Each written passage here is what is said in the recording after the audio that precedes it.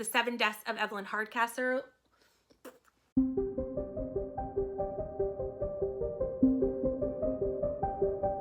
Hi everyone, my name is Brittany from Brittany Loves Reading, and today I have my March wrap up for you. March was an okay month with the amount of books that I read. I ended up reading 14 books. However, I had a few more 2-star books than I would have liked to have. And I think we only ended up with about 1 or 2 5 stars. Let's jump in and we'll go through all the books that I read in March.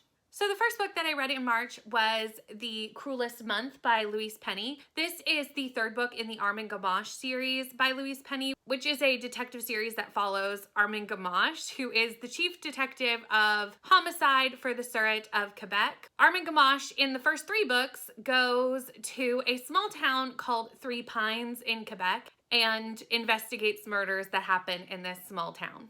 This isn't a cozy mystery because Armin Gamache is a police officer and is a detective, so it wouldn't actually classify as a cozy mystery. But it has cozy mystery vibes because it takes place in this small town, and a lot of the characters from the small town help Armin Gamache kind of figure out what's going on. I like that it's constantly taking place in this small town because I've gotten used to all the characters that live there. And it's quite an eccentric group of people that live in this town. This is the third book in the series, and it follows a murder at a seance, and I really had a good time with it. We also kind of see a running storyline that was in the first 2 books and also in this book come to a conclusion, which was interesting because I've been kind of waiting to find out what was going on with that storyline, so we learned a lot about that and kind of saw the conclusion of it in this novel. This is a very long series and I can't wait to read more of it. I love this series. It is set in Canada. I'm from Canada. I love the mentions of like Tim Hortons coffees and double doubles in places that I've been. Like I said, I gave this 4 stars and I will definitely be continuing this series very, very soon. The next book I read was Looking for Jane by Heather Marshall. This is a historical fiction set again in Canada, in Toronto, and it follows 3 separate timelines and 3 separate women as they discover a history of a secret abortion operation in Canada called the Janes. I was so intrigued by this story. I loved learning a lot about a time in history that I maybe didn't know about before. I gave this 4 stars. This is a debut novel by Heather Marshall, and I cannot wait to see what Heather Marshall writes next. I finally started The Assassin's Apprentice by Robin Hobb this month. I finally have delved into the realm of the Elderlings, and I'm so glad that I did. I ended up giving this first book 4 stars because it definitely is an introduction to a very long, epic fantasy series. We are just getting introduced to the players, introduced to the magic system, introduced to the political system, introduced to Fitz, who is the bastard son of one of the princes of this realm. We're just starting to learn what's going on. There is a bit of a storyline of Fitz coming to the palace as a young child, then finding out that he is a bastard to one of the princes, and he starts learning the magic system of the royals of this family called the Skill, where they can speak with each other with their minds. We also learn that Fitz has a skill called the Wit, where he can communicate with animals in the same way. But nothing too major happens in this book. It really is just a setup book for the series. That being said, I really enjoyed it. I really can't wait to see how this series continues. I feel like this book really laid out, like I said, the political system, the magic system really, really well for what I know is a very long series. Then we had my first 5-star of the month, which was By the Book by Jasmine Guillory. This is a contemporary romance retelling of Beauty and the Beast. It is in a series of retellings, and I must read all of this series because I'm in love. I love a retelling. It is my favorite subgenre of fantasy, and a contemporary retelling is just as much something I would enjoy. This book was excellent. It is closed door, but I didn't really mind that because Beauty and the Beast, it sticks to the structure of the original story very closely, and they don't get together until the end of the book. So it didn't really bother me that this book had no smut, It actually didn't bother me at all. Obviously, I gave it 5 stars. The Easter eggs towards the original story were just fantastic, and I loved this. It follows Isabella, who is a assistant to a publisher who is waiting and waiting and waiting for years on a celebrity memoir by Beau. Beau is no longer answering emails. He is not writing his book. Nothing is happening. So Isabel decides to show up on his doorstep to get him to write his book. Due to many different circumstances, Isabel moves in with Beau to help him write his book. And they live out the Beauty and the Beast story. I absolutely adored this book, and it probably is my favorite book that I read this month. The next book we have is the Besties Book Club book for March, which was The 7.5 Deaths of Evelyn Hardcastle, or 7 Deaths, depending on which edition you have. This is written by Stuart Turton, obviously. This has a story. So I loved this book. I gave it 4 stars. It's definitely complicated with the different timelines, and I would highly recommend doing this with the audiobook as well as the physical book, because it helped me follow those timelines a lot better than if I were doing one or the other.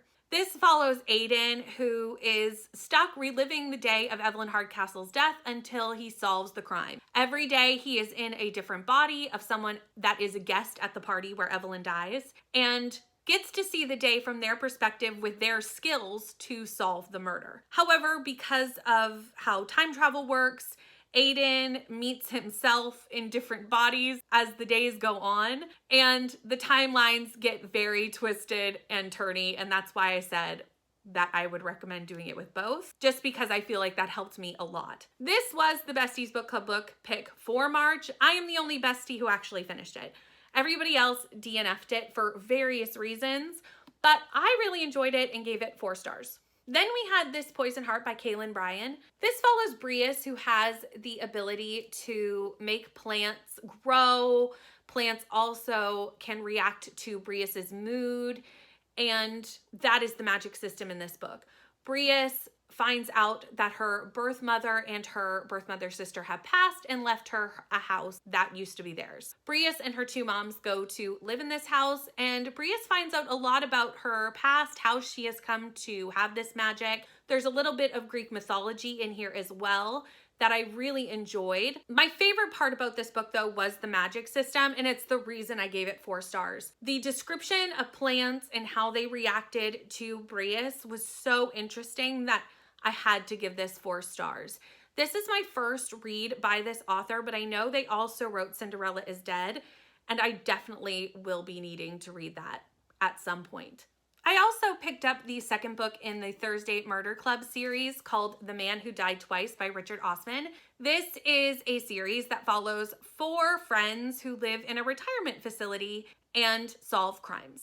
They start off in the first book with solving cold cases. One of their past members used to be a police officer and for some reason still has all the files to their old cases. Then a murder happens at the retirement home, and these 4 individuals feel like they know exactly how they can solve this murder and work with the police to do so. In that first book, we hint towards the leader of this group, Elizabeth, having a skill that would make Elizabeth perfect to be running a crime-solving team. And it's never really touched on, but it's hinted at a lot in the first book. This is the book we find out all about Elizabeth's past and why Elizabeth has all the skills that Elizabeth has.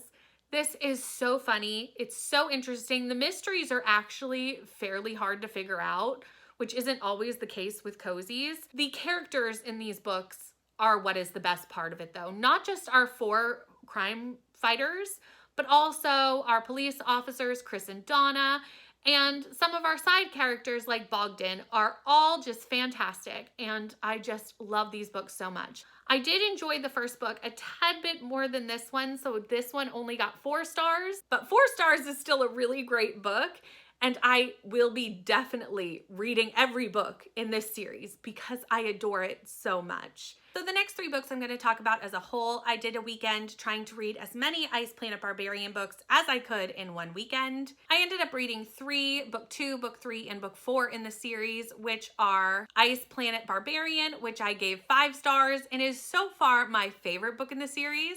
Barbarian Lover, which I gave 4 stars, and Barbarian Mind, which I gave 3 stars. If you don't know, Ice Planet Barbarians follows a set of women who are abducted by aliens. These aliens are green and are absolutely horrible and do traumatic things to these women at the start of the first book. Their spaceship has some sort of technical issue and they have to stop on another planet and leave the women there so they can go figure out what they're going to do.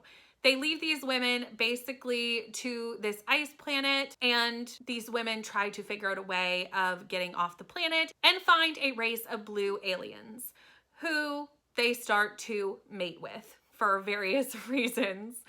And that's what happens. There is a lot more plot in these books than I originally thought there would be. I kind of expected them to be completely smut, and they're not. There is a lot of smut, don't get me wrong, but there's a lot more sci-fi plot than I was anticipating, and I'm really enjoying reading this series, and I've decided to completely read this series now with Leandra. If you don't know Leandra, she is Leandra from the TBR Zero. I will link Leandra down below. We have decided that we loved doing these that weekend. We read them on sprints and had a great time, and we're just gonna keep doing that. Buddy reading these books on sprints every couple of months. Look out for that, because it was a fun time. Now we're gonna get to a little bit of a book slump. Not because I wasn't reading, but because the next couple of books I did not enjoy.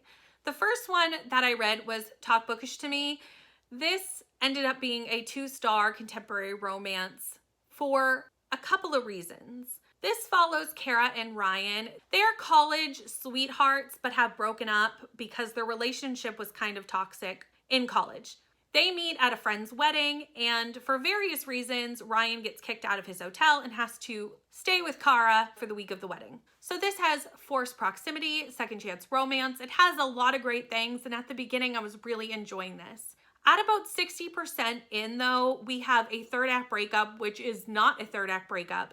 It is something quite horrible that happens to this couple and made it impossible for me to root for this couple going forward. Also, all of Kara's friends decide to chime in with the world's worst advice, and it really angered me that we would ever even put it out into the world that that advice was good advice for women to be giving women. That was 40% of the book, and a lot happened that was just unnecessary, that muddied the plot a little bit after that third act breakup. For all those reasons, this just ended up being a 2-star. Another 2-star book I had this month was The Final Girls by Riley Sager. This is a hard one because there wasn't really anything wrong with this book except that I did not care. It's very slow. Nothing is happening for a good portion of the book, and I didn't really care about the main characters. And for me as a character-focused reader, I need to care about the characters, and I didn't. I felt like the characters were making choices that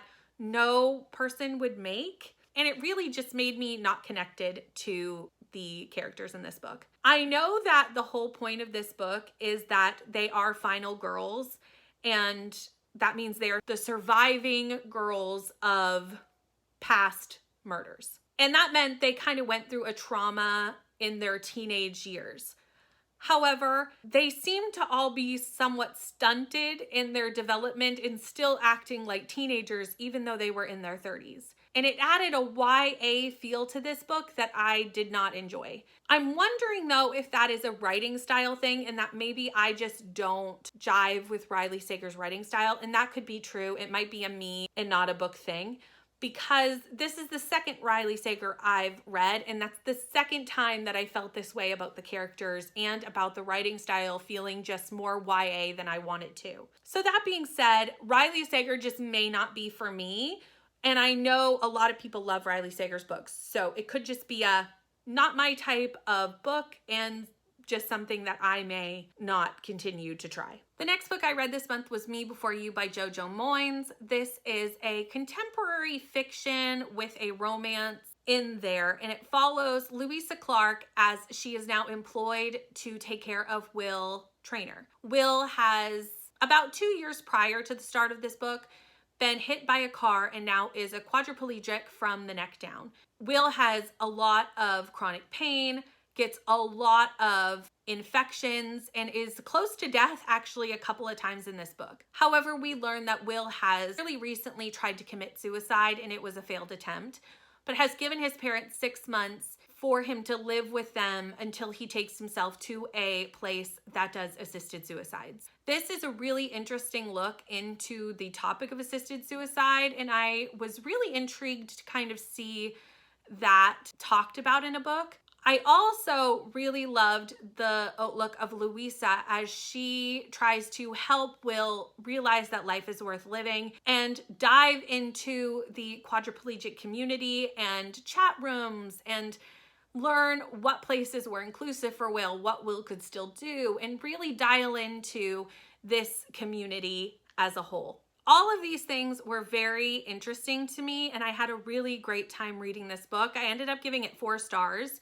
and really need to watch the movie because everyone tells me the movie is better than the book. So I need to do that sooner rather than later. I also do plan on continuing with the book series as well. I believe there's 2 more books and a novella in this series.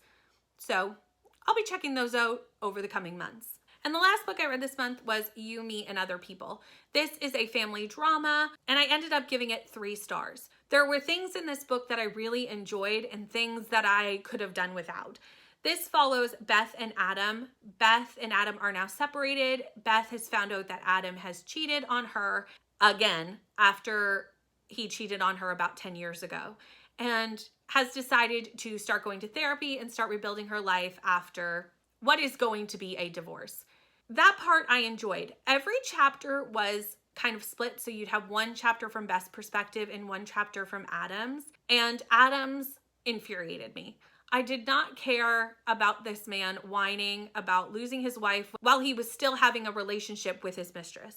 Like, he was not trying to fix his marriage. He was still having an affair, but mad that she wouldn't forgive him. It was very odd. However, a second secret comes out about halfway through the book, and that really was intriguing and interesting. I obviously can't talk about what that second secret is because it would be spoilers, but I was very intrigued by the second secret and really interested about how that was going to play out in this story. And that got me hooked because at about that point, I was trying to decide if I wanted to DNF this book or not.